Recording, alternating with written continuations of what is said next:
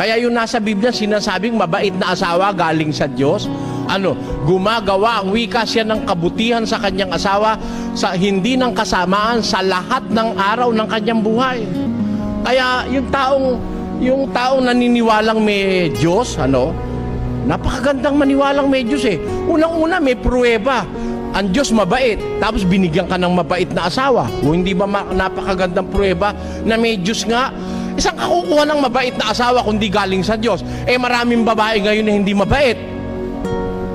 Wag ko kayong magagalit, Hindi kayong tinutukoy ko. Pero talagang maraming babae ngayon hindi mabait. Gagawin kang Andres, Disaya. Yung iba naman, tuturututing ka. Di ba?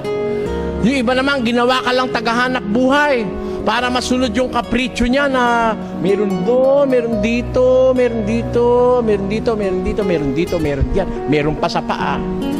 Magkakautang-utang ka, masunod mo lang kapritsyo niya. Meron ganun babae.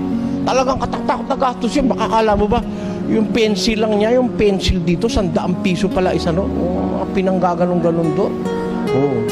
May palagay pa rito, meron pa nga pakislap yung pinagano.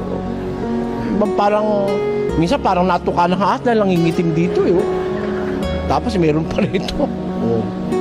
Di ba? May palagay pa rito yun. Marami. Di ba? Meron ganun babae, ginawa ka lang tagahanap buhay, siya naman alembong sa ibang lalaki. Sabi pa nga kaya lang naman ikaw nagpapaganda para sa'yo para doon sa mister niya. Papaganda ka para sa mister mo. Ba't nung mamalengke kay posturang-postura kay wala naman ng mister mo? Kung talaga para sa mister mo nagpapaganda ka, di pagka dadating na siya ng mga bandang alas 6, alas 5, maligo ka na, make up ka na, todo mo na. Saka mo suot na lahat siyang magaganda na yan. Yan. Pagdating mister mo, yakapin mo para sa kanya. Pero kung kailan ka aalis ng bahay, wala mister mo, doon sa labas ka pupunta, doon ka todo-todo, iba yan, may kahulugang iba yan. Kung ako mister mo, magdududa ako sa'yo. Iba kahulugan yan. Kung para kay mister, kung talagang para kay mister, ba't mo hindi na-display yung hita mo, ha? Ba't pumapayag kang pagsawaan ng mga lalaki hita mo pagkatapos magsusuot ka rito ng kalahati ang nakalabas dito sa bundok ng Arayat? Kung para kay mister yan, tago mo. Pag andyan si mister, doon, para kay mister talaga, maniniwala pa ako sa'yo. Pero, kahit kaninong lalaki, pinakikita mo, hindi ako naniniwala sa'yo. Di ba? Amen? Hindi yata makaamin yung mga babae. Umamin kayo ba? Di ba tama naman yung sinasabi ko sa inyo?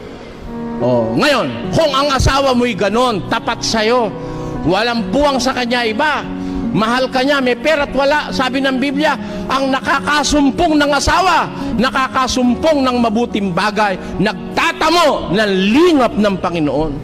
Saan ka kukuha ng mabuting asawa kundi galing sa Diyos? Maraming asawa masama, hindi mabuti. Pero pag merong isang mabuting asawa, yun ay galing sa Diyos. Kung merong mabuting asawa, ibig sabihin, may mabuting Diyos. Amen?